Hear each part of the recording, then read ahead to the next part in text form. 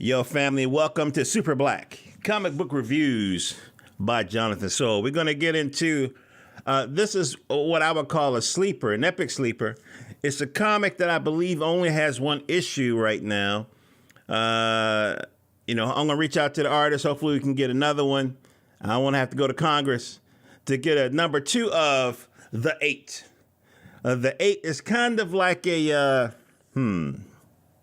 Y'all remember Highlander? Y'all remember that? Remember Highlander with the dude? There was actually 2 of them. The first guy I liked. The second one was okay. You know what I mean? But Highlander, right? Just imagine 8 black men who are like Highlanders, kind of a vibration, except they don't got to cut each other's head off to survive. You know what I mean? They can work well together. They cooperate. You understand? And so you can find this over at peepgamecomics.com, peepgamecomics with an X.com. And you can pick this up in PDF form. The art is awesome. If y'all hear any screaming in the background, it's because my daughter's watching the Super Bowl. Okay, once I stop playing football, I stop watching it. But that's just me. The last time I sat and watched the Super Bowl, Doug Williams was leading the Redskins to victory.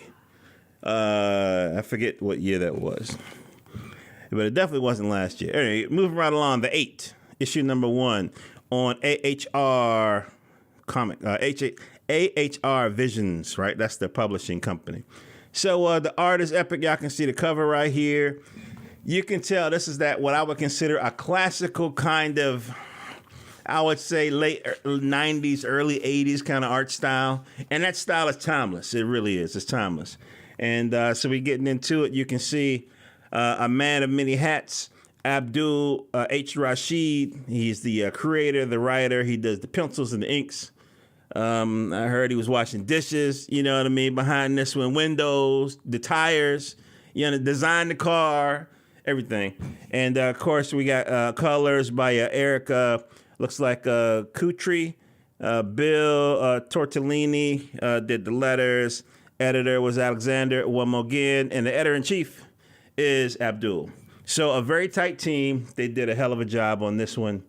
And so let's get into it. So basically, it starts out like a movie. Like a movie should start out. Kapow! Right? Somebody gets socked, or it looked like an energy blast in the chest maybe. You know what I mean? This guy's kind of frozen in time for a moment. Like, it almost reminds me of Sunset Boulevard. You see the guy floating in the pool. Like, I bet y'all wondering how I got here, kind of thing. You know what I mean? It's kind of like that. So this brother's like a pow kind of a thing. And, he's flying across or whatever. And, he lands into a wall. And so, long story short, you see all of these guys. And personally, they look alike to me. You know what I mean? These guys, they look alike. But you see his team that he's leading is like, oh, snap. He done took out the chief. It's time to buckle up, you know what I mean, kind of a thing. So they about to rush into battle. They about to rush up in the battle.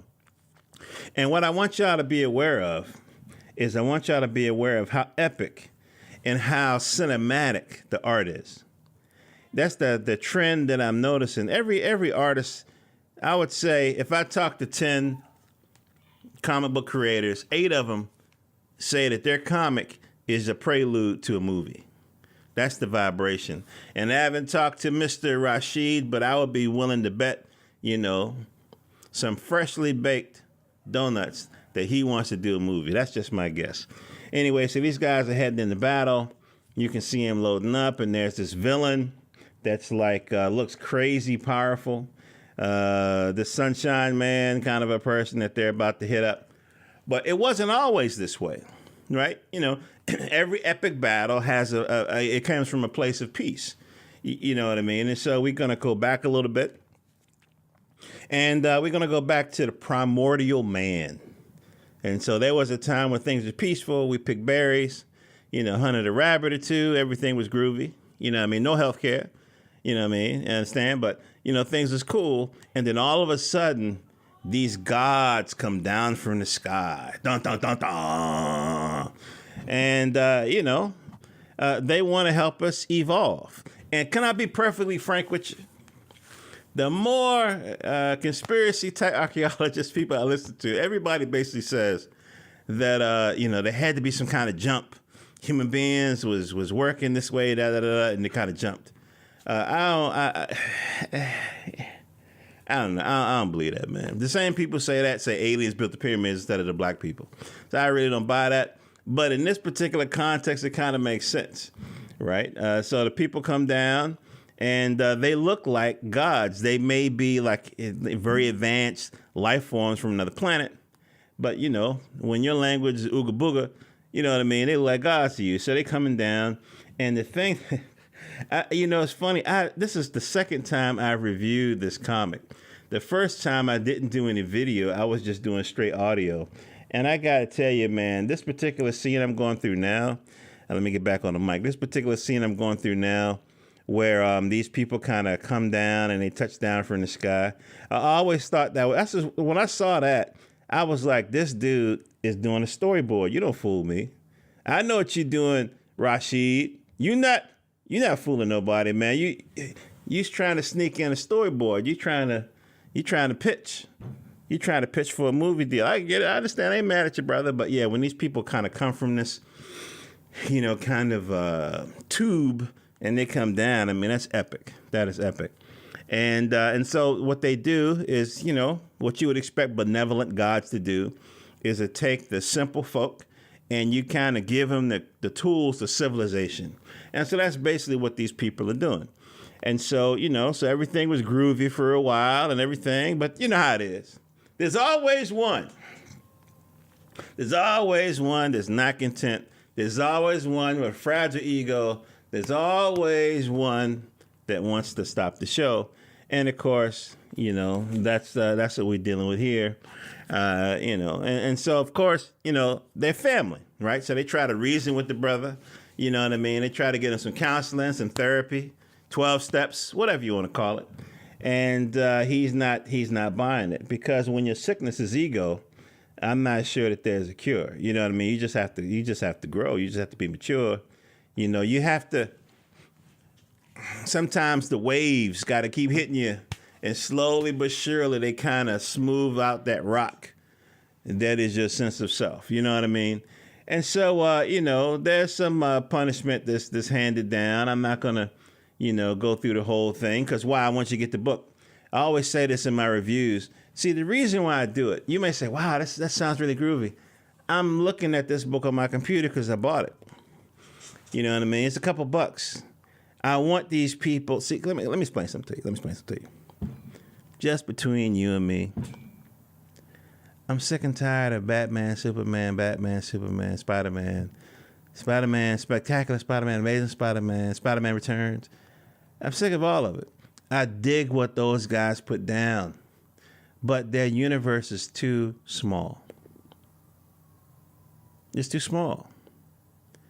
And African American, African Caribbean, Afro, you understand, Latino, African Martian, and of course the Africans, they all have their own peculiar take on the universe. And I want to explore that. And it's a vast universe to explore. And one of the ways I can explore it is through these comics and, of course, through sci-fi. Now, here's the other thing. The other thing is I'm a father, right? And when my little one, my boy, was growing up, we read Brother Man comics. We read them. I sit him down. We flipped through the magazines. And the thing that was so groovy was, Daoud back then, Daoud and Jason and everything. And the other brother who was the businessman, it was like three of them. It was so beautiful. Three brothers getting together doing this book. They just put so much detail in the margins and everything. It just wasn't, we was reading, it was an experience. And my son saw himself in this fictional tale. You can't imagine what it does for your self-esteem. You don't even know it. That's what these books do. So one, you can trick your kid, your niece, your nephew into reading instead of emojis and swiping and all that kind of stuff that kind of turns them into a vegetable, where, you can get engaged and you can read and all the whole thing. So that's why I do these things. It's not just, oh, that's nice, and they go. I want you, if you got a niece or nephew, go get the PDFs, go to Peep Game Comics or the other places, and then send them to them. hey, cuz, hey, nephew, hey, niece, check this out. And you're going to mess around and have them reading again. Because there's a big letdown coming after the Black Panther. I already bought my tickets. You know what I'm saying? I bought my tickets a month ago, right? Or whatever, a couple weeks ago. But after we watch it 2 or 3, 4 times, then it's going to go away. You know, for the kids, it's going to go away. And we're going to be back to slave movies and all the, you know, that is if you continually accept what Hollywood is giving you. But what I'm telling you is, a proto Hollywood is popping up in these comics and in these science fiction books. And the more we support them financially, the better they're able to make the next leap. Because as we speak now, I know 2 people I've had on the show, 2 creators that are working on animated features. Those are just the ones I know about.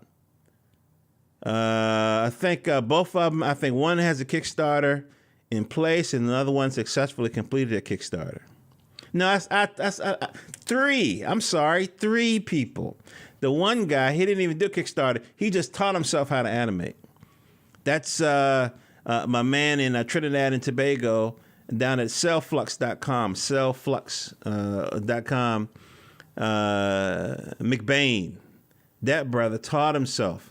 So anyway, so long story short is, you buy the comic now, you get a movie later. All right, let me get off my soapbox, and let's get back to it. So yeah, man. So we're going into it, and you know, they try to balance the scales with this guy, you know, going astray and everything. And you know, the thing that I think interesting about this, black people, you know, we was kind of brought up in the Christian religion. And so no matter how advanced we get, we still kind of give hints, you know, to those old ideas and stuff like that. And so, yeah. So anyway, so you'll see a little bit of that. Remember, these guys are immortal. And so, you know, you're going to see them going through different periods of history. And of course, it lands in the present day. Now, these people have worked in the background to, you know, to do things of note. And so now it looks like they're being hunted. It looks like they are running into some trouble. And maybe even some people or persons unknown might know their secret, might know who they are. And so this is where we see this little boardroom kind of situation. And, you know, they're here to discuss a problem that one of their guys, one of their numbers, you know, was attacked. And these guys aren't pushovers, you know what I mean? They've been around for a minute, and then they've been attacked by a very worthy adversary. And so anyway, so we can see that this is like the last transmission of David Essex of the Excalibur base in London. I got this message last night, and so you can go ahead and read it. But basically, there's trouble. And so they go. There's a few more pages that they go into, but basically you're kind of left on a serious cliffhanger. So you can go to ahrvisions.com. There's some other projects that Abdul is working on, and you'll be glad that you did. All right, this is Jonathan Soul, jonathansoul.com. Now you know the reason why I review these comics. Okay, I'm like the Silver Surfer, except instead of a guy coming to eat your planet up, I want to tell the kids where to go to get some good reading materials. Oh, that was a bad analogy. Love you guys. JonathanSoul.com. Go over there. If you're an adult, go over to my website and you can hear conversations with artists, writers, and filmmakers about their life and business. All right. Peace.